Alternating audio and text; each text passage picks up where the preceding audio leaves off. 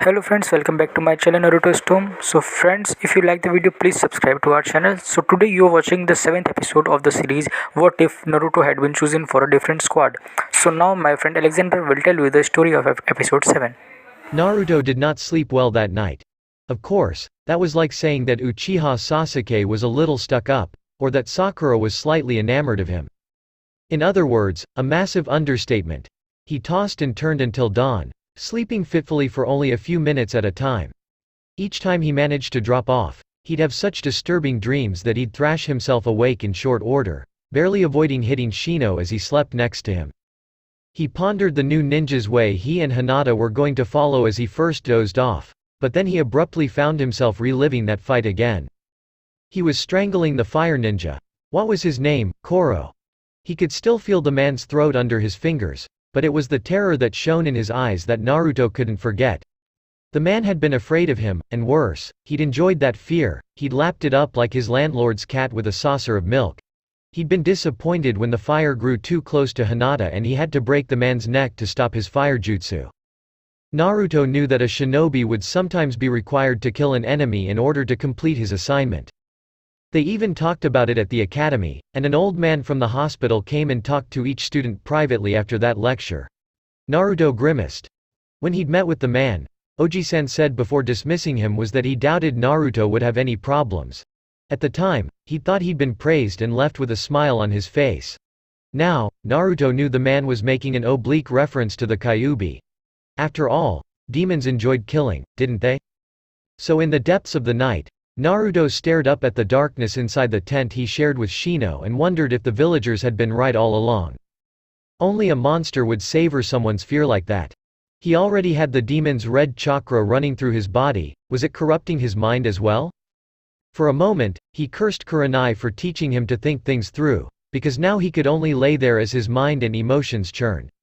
It was said that power corrupts.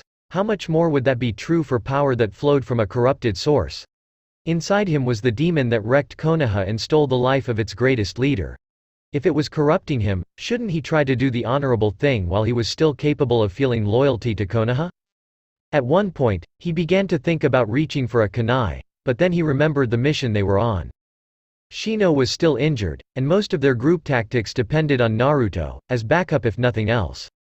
Also, if the Iwa Nins were afraid of him, they wouldn't press Team 8 for the last few days of their patrol. They needed him alive, at least until they made it back to Konoha. Then he could figure out what he needed to do.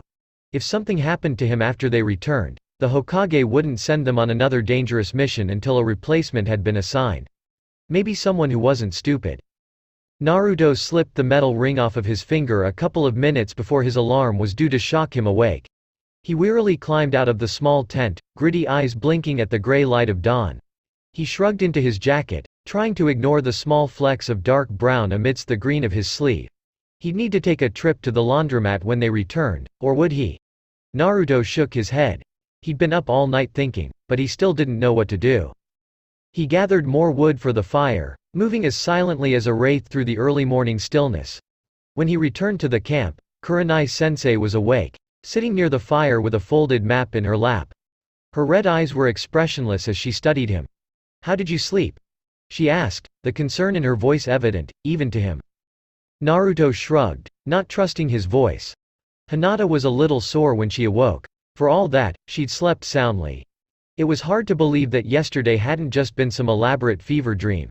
She still couldn't recall what she'd been doing or thinking when she rescued Hanabi, but Naruto-kun said she'd been incredible. The way he'd smiled when he said that made her stomach ache a little, mainly because she knew she was making more out of it than was really there. Still, he wanted her to join him in his nin-do. That had to count for something, didn't it? Maybe one day, when he became Hokage, she'd be able to teach others his ninja way. It was doubtful that she'd ever qualify for Anbu, but maybe she could become one of the Chunins that guarded his office. That way she'd be able to see him almost every day.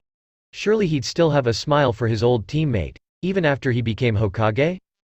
She smiled at this pleasant fantasy as she sat up and stretched. She had a few bruises and some stiffness, but she should be more than able to perform her duties within the team. She carefully pulled on her sandals and slipped out of the tent. Kurenai-sensei was already awake, but Shino-kun was just emerging from the other tent. She offered to look at his arm, but he merely shook his head. The pain is manageable, and it retains the necessary mobility. I am fine for now. Hinata nodded, and then began pouring out some rice for a quick breakfast before their next patrol. She frowned as she set the pot on the embers. Anyo, Kurenai-sensei, she said in a quiet voice, is Naruto still asleep? No, Hinata, he's been up for a while now, Kurenai said, frowning slightly. I heard him several times in the night, so I don't think he slept very much at all. Is it because he ate too much? Hinata asked, feeling slightly guilty. She had a feeling he'd eaten more than he really wanted so she wouldn't feel awkward about dinner. It wasn't fair if he suffered because her father was displeased with her performance in the battle. She was growing weary of her constant failures, especially when others paid the price. No, Kurenai said, shaking her head. Then she sighed. He is troubled by yesterday's battle. Why is that? Shino asked, startling Hinata a little. He was so quiet at times that one almost forgot he was there. He performed the best out of the three of us, he continued. Kurenai took a deep breath. Something Hinata had learned usually meant she was about to discuss something she didn't really wish to. Naruto was forced to take a life yesterday, and I believe it was his first time. Naruto killed one of the kidnappers? Hinata gasped. Actually, he dispatched Koro and Kazuya both, Kurenai gently corrected her. The camp was cloaked in utter silence for a long moment. That is, impressive, Shino finally said. Yes, Kurenai agreed, but I think he still needs to come to terms with that. We should leave him alone while he works this out. You remember when this issue was discussed at the academy? Both genin nodded. Good, Kurenai continued. Then you know it will likely take a little while for Naruto to work through this. But he knows that he did what was necessary to preserve lives and ensure the successful completion of our mission. I don't think he will forget that, but if he is quiet for a while, we shouldn't make a big deal out of it, alright? Hinata nodded along with Shino, though her stomach churned at the thought of Naruto in turmoil. Sensei was right. They just needed to leave him alone until he could work things out and recover his focus. The old man had told her that the first time was usually the hardest by far. It wasn't good to become callous toward killing, like many did, but one grew better at regaining focus afterward. Naruto worked so hard at everything he did that she had little doubt he would bounce back from this and be his normal self in no time. Unfortunately, Naruto did not return to his normally cheerful self that day. He was unusually taciturn as they ran their patrol route, responding to his teammates with little more than a grunt. Under other circumstances, Hinata might have been crushed, thinking she had angered him in some way, but he was so obviously distraught that, for once, such thoughts didn't even occur to her. After they returned to camp, Kurenai mentioned that they should probably hunt so they will have some meat for dinner. Naruto curtly said that he would see to it. He left their camp so quickly that Hinata wondered if he really just wanted an excuse to be alone. Naruto returned half an hour later, carrying an entire deer across his shoulders. He dumped it next to the fire without a word and stalked off. Hinata stared at the bloody offering. Kurenai gripped the kunai that was embedded in the animal's skull, but she could only pull it out with obvious effort. The scrape of steel on bone was very loud in the otherwise silent camp. Hinata was annoyed to discover that she was pressing her index fingers together again. I will help you dress the meat, sensei, Shino said quietly, but Hinata looked up to realize that he was facing her, rather than Kurenai. As the two of them dragged the deer away from the camp to attend to this task, Hinata looked down at the gathered herbs she'd been organizing for dinner. Hyuga Hinata knew that she had many faults. She lacked confidence and the forcefulness her father said was essential for a strong leader. She was an inferior shinobi that inevitably dragged down the performance of her team, and she was indeed fortunate that they did not despise her for it. But she was not incapable of taking a hint. She followed the path Naruto had taken from the camp. While she had been trained to follow people by noticing traces of disturbed vegetation or trampled grass, this was hardly necessary. All she had to do was follow the splashing sounds. She found Naruto squatted by the small stream, scrubbing vigorously at his hands, which were already reddened from the rough treatment. He was muttering something under his breath that she couldn't quite make out, something about, over and done with. For an unhappy moment she wondered if he resented her and Shino for not doing more during the battle. Perhaps if they had, he wouldn't have been forced to kill. Her steps faltered and she almost turned around. But then she remembered that Naruto was seldom quiet when he didn't think something was fair. When they trained together, he wasn't cruel, But he also didn't mince words the few times he didn't think she was doing her best. He said he'd learned that from Guy-sensei, but after seeing the Jonin's dynamic entry technique, she wondered what else Naruto had learned. At least her confidence in Naruto kept her moving forward toward the stream bank. As she approached, the blonde Genin's head swung around so fast that Hinata flinched back in spite of herself. Naruto's scowl vanished in an instant as he looked chagrined. "Sorry," he muttered. Hinata tried not to think too hard about what she was doing. "Anyo, Naruto, you don't seem yourself today," she finally said. Hinata didn't understand how what she said could have struck a nerve. But Naruto's face immediately shut down. "Maybe because I'm not," he snapped. Hinata was glad that her feet seemed frozen in place at his obvious signs of temper. That made it easier for her to stand her ground. At the academy, the doctor who came in, he told me that the first time is usually the hardest," she said, looking downward. "Really?" Naruto asked in a darkly sarcastic tone she'd never heard him use before. "Well, he told me he didn't think I'd have any problems at all. Like I'm some monster that would probably enjoy killing," he added bitterly. Hinata felt her stomach contract into a ball of ice, as much for his tone as for the words themselves. Why had the old man told Naruto such a cruel thing? The rage she'd felt burning in her heart when she faced the spy was back, blazing even hotter than before. Did he really say that? She asked in a quiet voice, her hands shaking as she clenched her fists as her sides. Naruto nodded wearily, his expression puzzled. "That's bullshit," she yelled at Naruto, using a word she'd picked up from him in their training sessions. Naruto flinched back like he'd been kicked, lost his balance, and fell into the stream. Hinata's hands flashed to her traitorous mouth as her eyes widened in horror. How could she have done such a thing? Splashing and sputtering, Naruto struggled to his feet, water streaming out of his uniform. Hinata felt her heart breaking as she realized what she'd done. He'd never forgive her for this. He might even ask to be transferred to another team. He'd definitely never train with her again.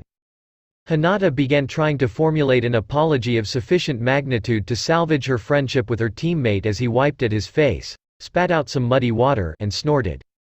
And then he laughed.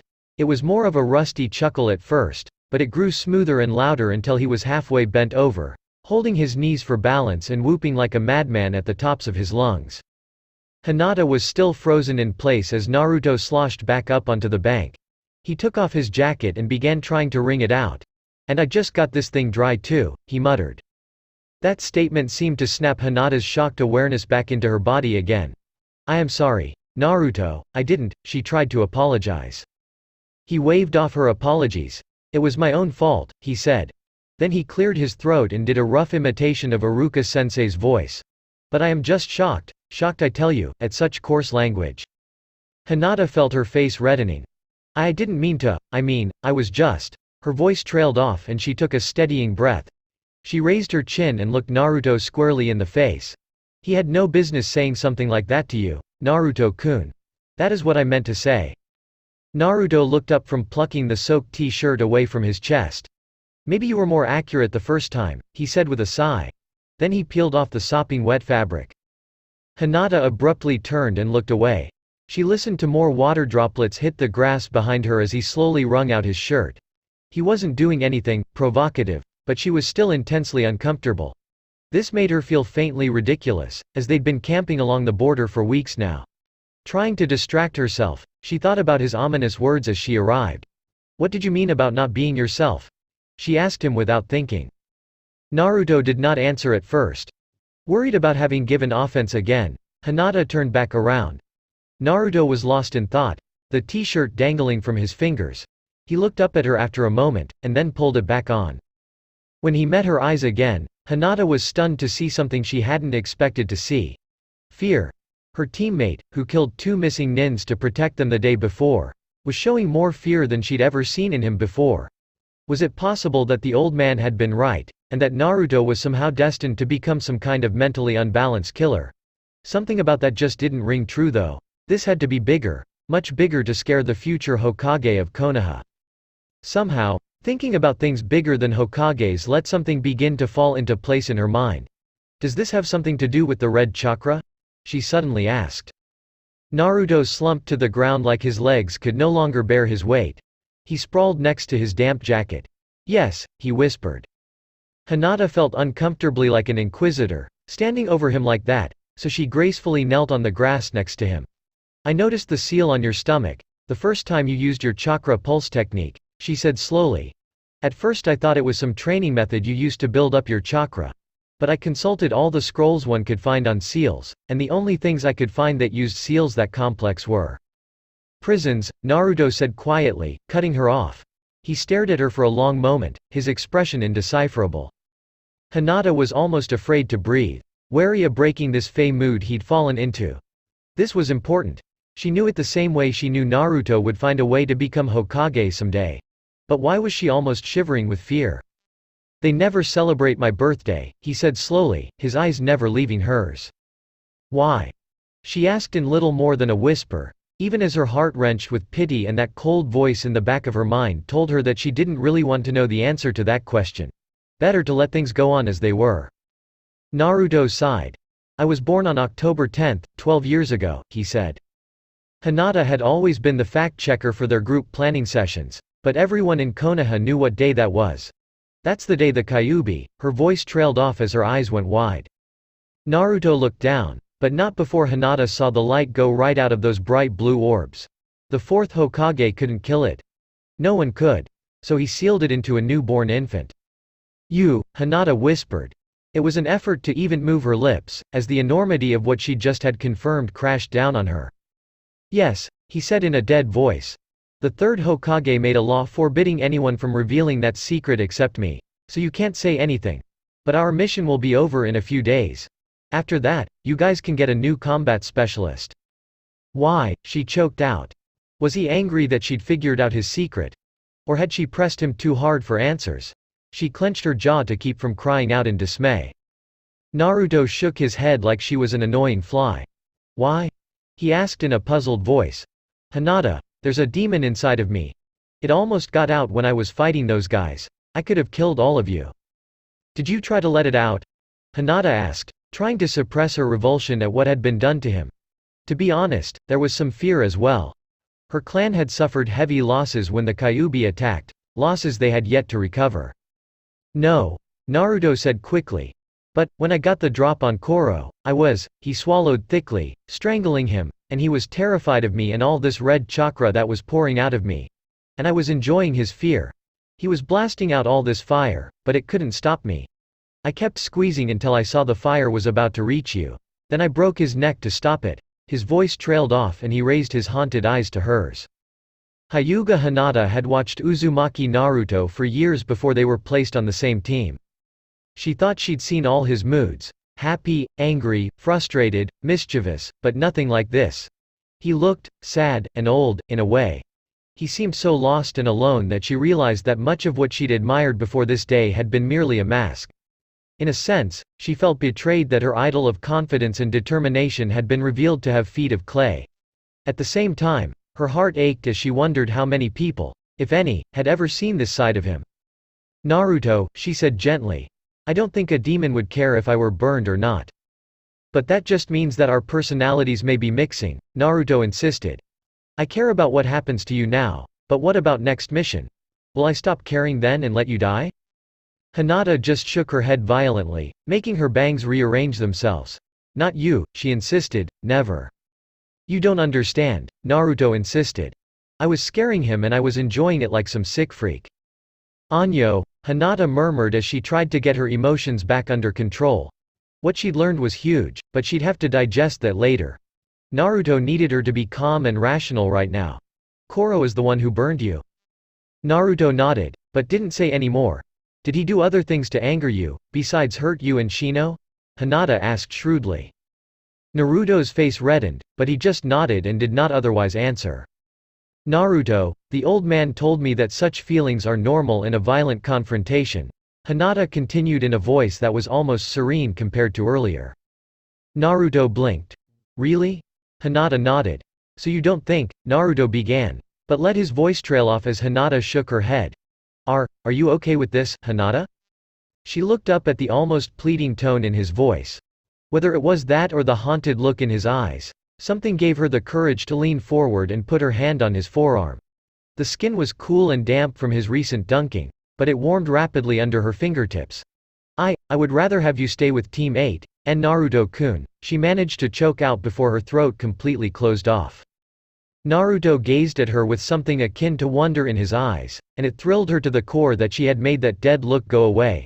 She had made Naruto happy again, with just a few words. She was more proud of that than any of the pitiful few triumphs of her life thus far. "Thank you, Hinata-chan," Naruto said, smiling as she reddened even further. His stomach made a hollow grinding sound, so long and so prolonged that it utterly shattered the mood.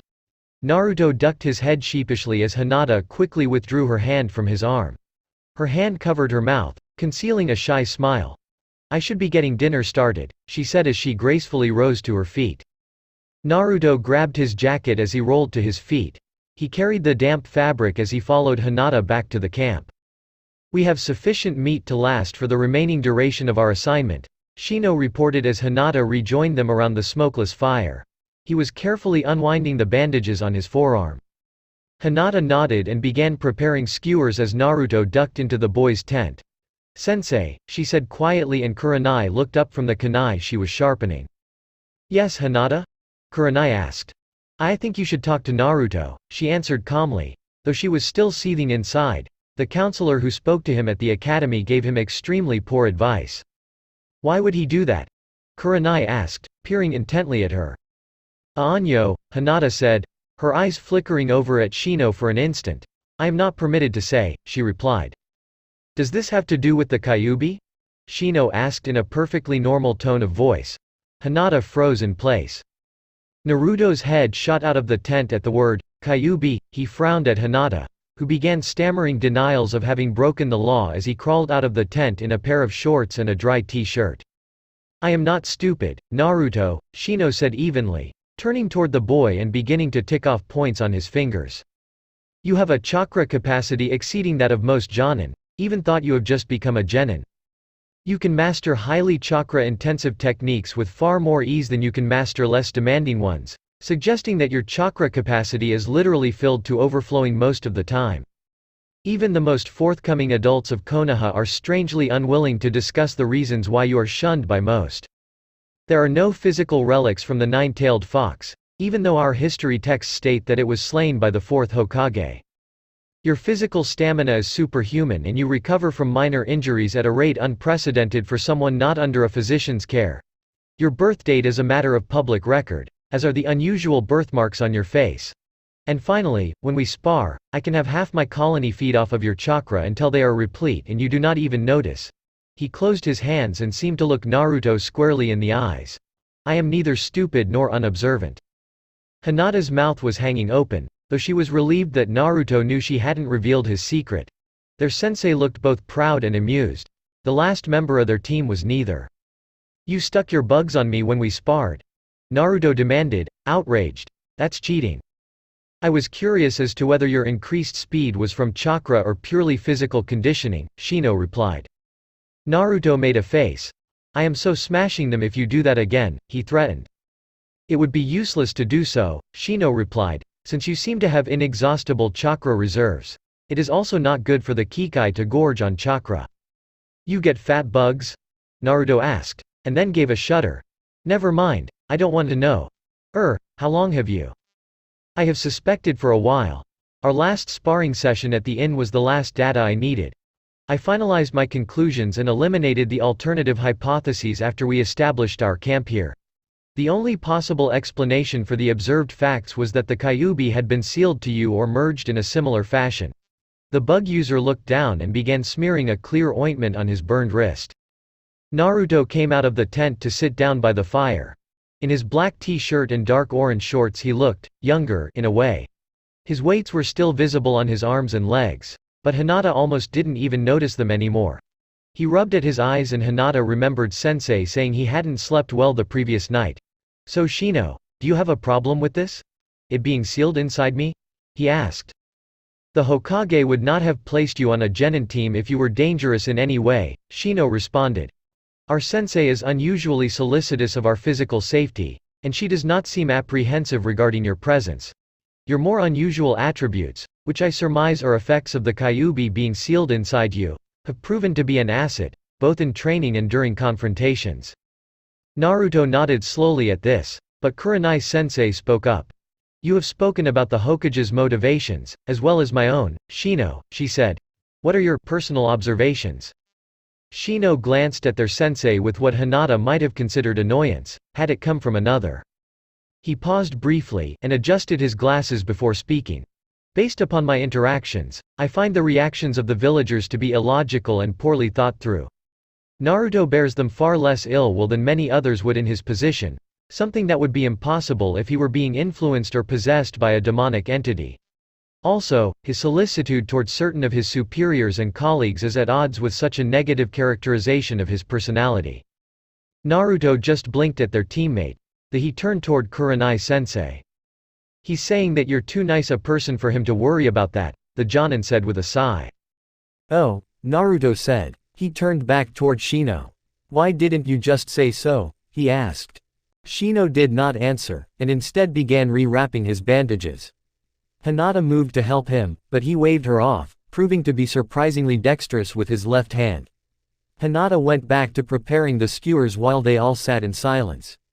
Naruto propped up his jacket and pants to dry near the fire, flashing a grin at her embarrassment, then began feeding small twigs into the flames. Kurenai took out a kunai and began slowly filing a nick out of the blade. Hinata? Kurenai asked after a few minutes. Yes, sensei. Hinata answered as she packed fragrant herbs around the sliced fragments of meat. Another pot of rice simmered over the coals.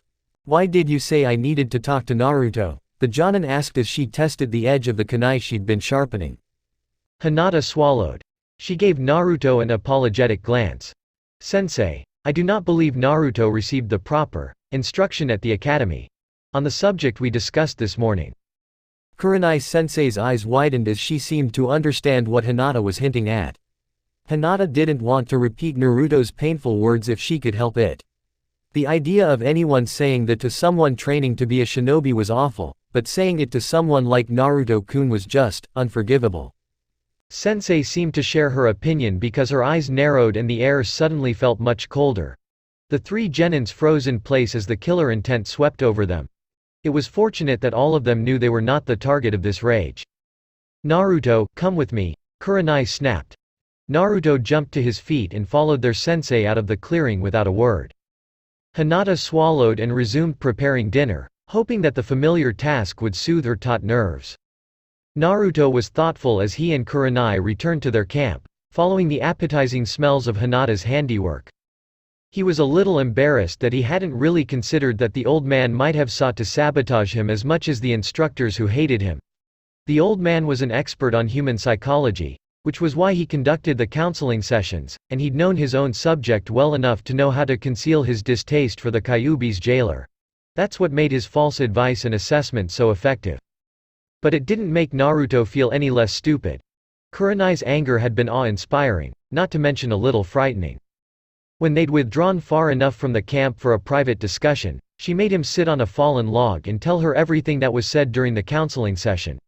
Before he was even halfway done, she was up and pacing as he talked. When he was finished, she turned away from him for a moment. Her hands moved too quickly to see and a trio of kunai embedded in the trunk of the tree she was facing. That wasn't so unusual, but the fact that they'd penetrated halfway up the handles was. After retrieving her kunai and taking several deep breaths, Kurenai-sensei explained what he should have learned at the academy, before ever graduating, before even thinking about going on a mission. As a shinobi of the leaf, he would sometimes be placed into mortal conflicts, and inevitably would have to take a life. That was part of the job, and it didn't make him a monster to have done so. More important were the details. Was it possible for him to have avoided killing? Would avoidance have placed his teammates or his mission at risk? Or was he looking for excuses to kill? Was he antagonizing potential enemies in order to have an excuse to fight and kill them? In that context, yesterday's battle appeared quite different. The enemy had struck the first blows, attacking Iruka and kidnapping Konohamaru and the bratty Hanabi. There was no question of letting them escape with their captives, even if Hinata hadn't already engaged them. With Hinata and Shino down, he and Kurenai were outnumbered. He just wished he hadn't been quite so gleeful with Koro. Kurenai-sensei seemed to share Hinata's intuition. What did he say? She asked. When Naruto just stared at her, she continued, I was concentrating on a genjutsu. but I could hear that they were talking. I don't think you would have experienced such strong emotions in a combat situation without provocation. Guy and I both taught you better than that. Naruto was silent for a moment.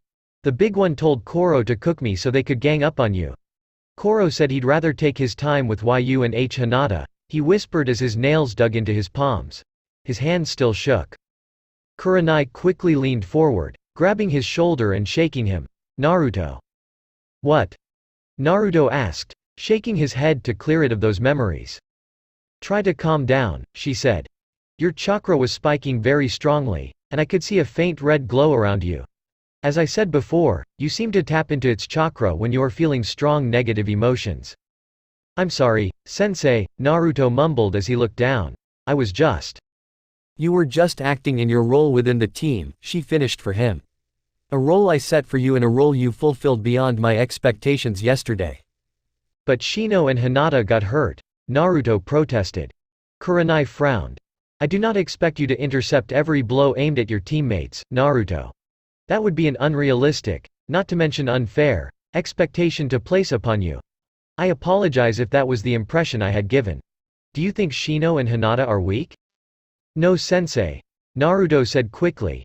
He'd wanted to smack that brat Hanabi when she said that about Hinata. Good. They are shinobi of the leaf, the same as you. Do not insult them, she replied. They know the risks the same as you. While your abilities seem to be better suited for a direct confrontation, they are not helpless. But, Naruto choked out as he struggled with his emotions. They're my friends, he said in little more than a whisper. He looked up as he felt a hand on his shoulder.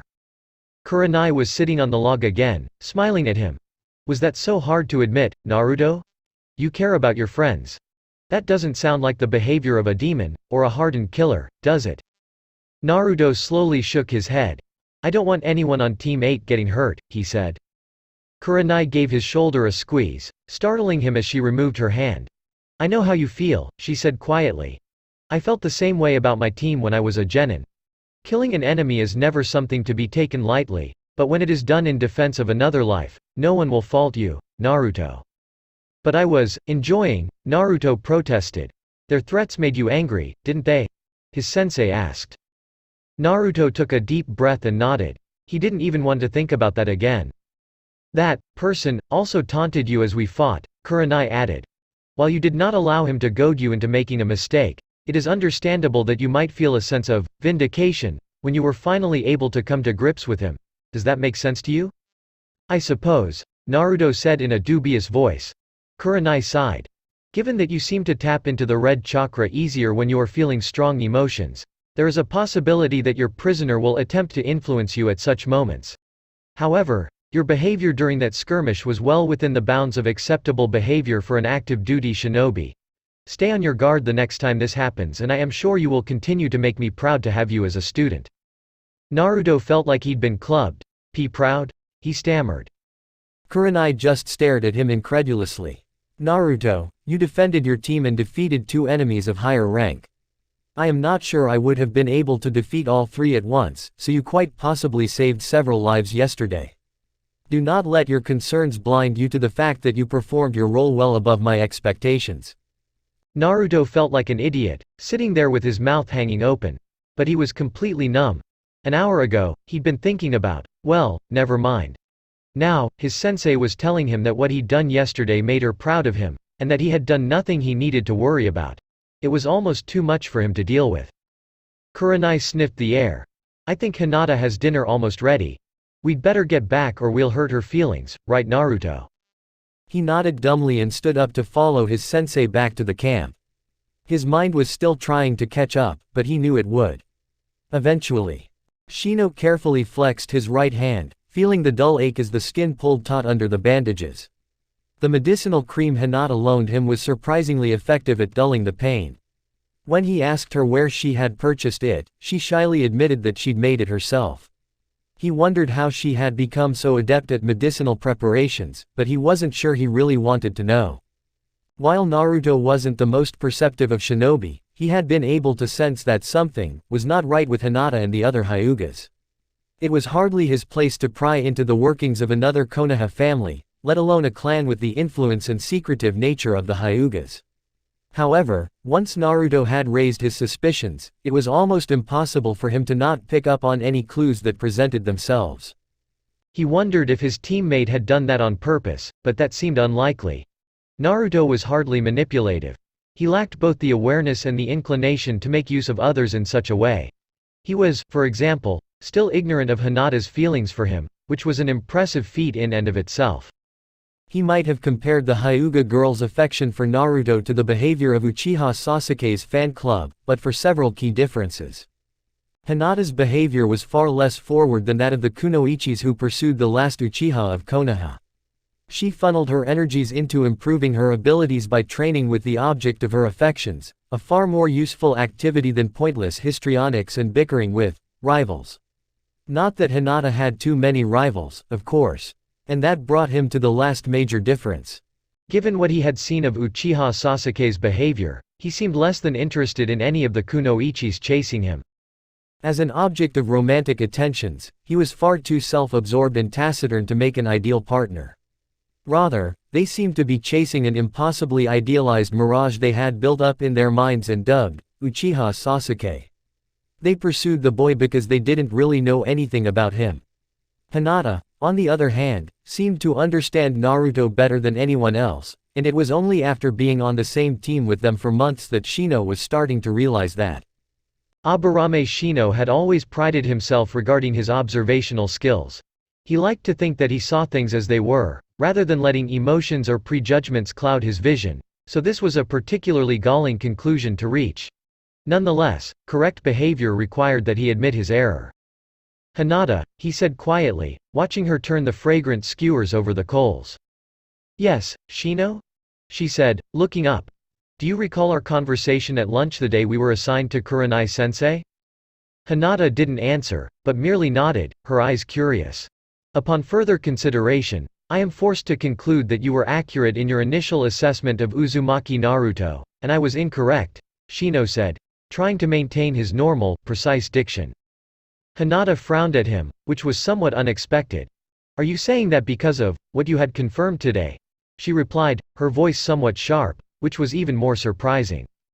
Shino paused to gather his thoughts before formulating a response. Hinata's friendship with Naruto was having an even stronger effect on her personality than he expected. It would remain to be seen if this would be fortuitous or not. Not directly. However, I am beginning to realize the degree to which his learning environment was compromised by the rancor of the adults at the Konoha Ninja Academy. It was the subtle discouragement and negative feedback he received from the instructors that retarded his development, not a lack of focus or an unwillingness to apply himself.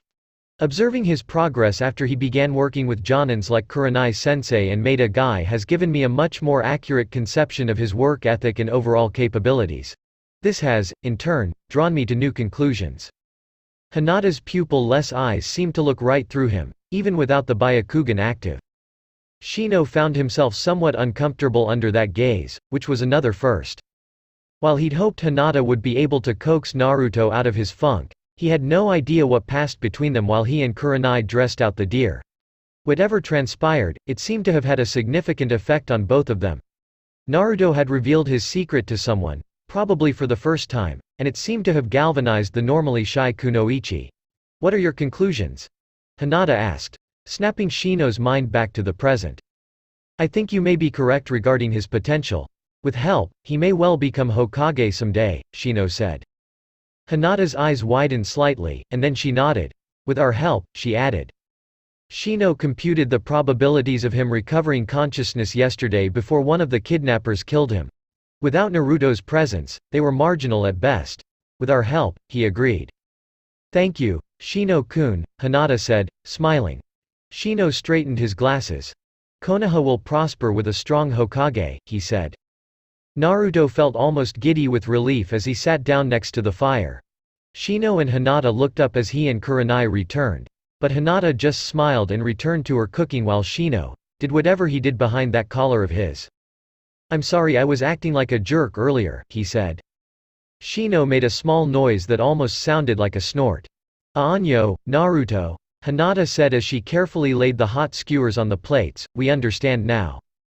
He smiled and scratched at the back of his head. It was a little uncomfortable, being around them after the conversations he'd had with Shino and Hinata. It was strange. He'd been dreading revealing his secret for so long, but once it was done, and nothing bad had happened, he still felt oddly exposed. He slowly began to relax as they ate. Hinata had outdone herself again. He didn't know how she'd managed to gather so many fresh greens to go with the rice and meat, but they added a nice touch. It wasn't ramen, but it was really good. Maybe she used her Byakugan while they were patrolling. As they ate, Kurenai discussed their plans for the remaining 3 days of their assignment. They would need to keep an eye out for their relief, but any shinobi without a properly sealed scroll should be treated as potentially hostile. It was not unknown for an infiltration team to take advantage of the changing of the border guards. When they finished, Naruto jumped up to collect the plates. When he bent over to get Hinata's, he gave her a big smile. "That was really good, Hinata-chan." While she blushed, for once Hinata didn't look away when he said something nice to her. Thank you, Naruto," she replied in a small voice. He gave Kurenai-sensei a big grin when he grabbed her utensils, which she returned with a raised eyebrow. Shino's plate still had a little rice left on it. "You sure you ate enough for all those extra bugs?" Naruto asked him in a worried voice. "I don't want them chewing on me in the night if they get hungry." Shino made an exasperated sound. "My allies receive more than adequate nourishment, Naruto. Furthermore, they are incapable of attacking humans in the absence of specific instructions from their host. The Aburame family has spent years breeding their Kikai bugs for absolute obedience, and there have been no fratricidal incidents since they were introduced." Shino's voice trailed off as Naruto's laughter could no longer be contained. Shino silently handed him his plate as Naruto got himself back under control again. "Idiot," he said as Naruto turned to walk away. Naruto's laughter carried all the way back to the camp as he carried the dishes down to the stream. The following day's patrol was fairly routine. The rock ninjas seemed just as reluctant to test their vigilance again, a fact that never failed to bring a smile to Naruto's lips. He wondered how badly they would freak out once he became Hokage. Thinking about why they feared the fourth Hokage wiped the smile from his face. As he leapt from tree to tree he remembered his shock at thinking the fourth Hokage had killed people. Kurenai said that things seemed to have gotten more serious after one of his students was killed. Now he had at least some idea of what they'd been talking about. If he'd been willing to kill to protect his team, how would it be for the Hokage, who was supposed to protect the entire village? Would he be ready to do what was necessary to protect everyone? Would he even be able to live with himself if was forced to wage war to protect his people? Since the ambush, Naruto had fallen into the habit of keeping an eye on Hinata as they traveled through the trees. It only made sense, given that she was usually the first to sense danger with her eyes. But watching the Hyuga girl leap from branch to branch also supplied him with his answer. He remembered how relieved he'd been when he realized that Shino and Hinata were all right. Yes, he could do what was necessary to keep his precious people safe. As they were looping back toward camp, Hinata stopped suddenly. Naruto's hands were already forming seals as her head snapped to the side. She held one hand behind her back, with 3 fingers extended. Shino dropped silently to the ground and Naruto knew his bugs were already in motion. Hinata and Kurenai changed directions and leapt into a tree to the left of their original course. Naruto followed them, accelerating so he was able to land next to them when they touched down to confront the trio of interlopers. They wore the masks and hooded robes that just shouted, "Anbu," to any resident of Konoha, but Naruto didn't relax at all.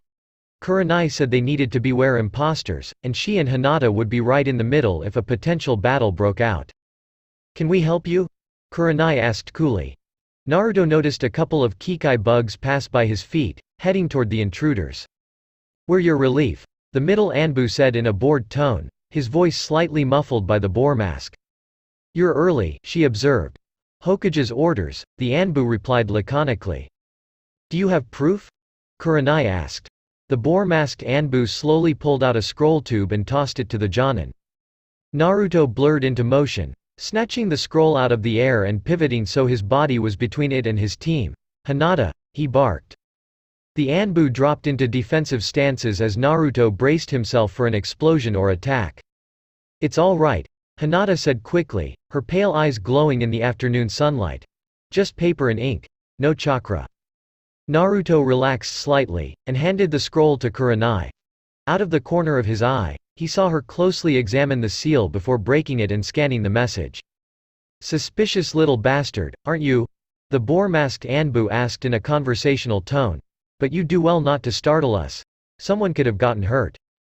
"It's authentic," Kurenai said after a moment. "And it's probably not a good idea to startle us, either." She nodded her head toward the 30 or so Narutos dropping out of the trees behind the Anbu. "We sense them," the crow-masked Anbu spoke up. "It's a lot of bunchin', but they're hardly likely to distract us from you." Kurenai smiled sweetly as they turned to leave for their camp. "Not bunchin'," she corrected. "Cage bunchin'." One of the clones, smirking, smashed his fist into a tree, splintering the bark. The Anbu twitched at the sudden sound. It only required a handful of minutes to break down the tents and pack up their equipment. Hinata left most of the meat and gathered greens for the Anbu to use. But Naruto made a special point of gathering the leftovers from Hinata's cooking. She blushed a little when he said that it was too good to leave for strangers. He was starting to get an idea of why she acted so weirdly when he complimented her, but he didn't like where his thoughts were taking him, so he left it alone for a while. Within the hour they were on the road back to Konoha. Naruto felt some of the tension flow out of his body as they left the borderlands. It would be good to return home, where hot showers and ramen could be found, the latter in large quantities. As he adjusted his heavy backpack, he glanced over at Hinata. She didn't seem to be as eager to return. Naruto thought about that a lot as their steps carried them home.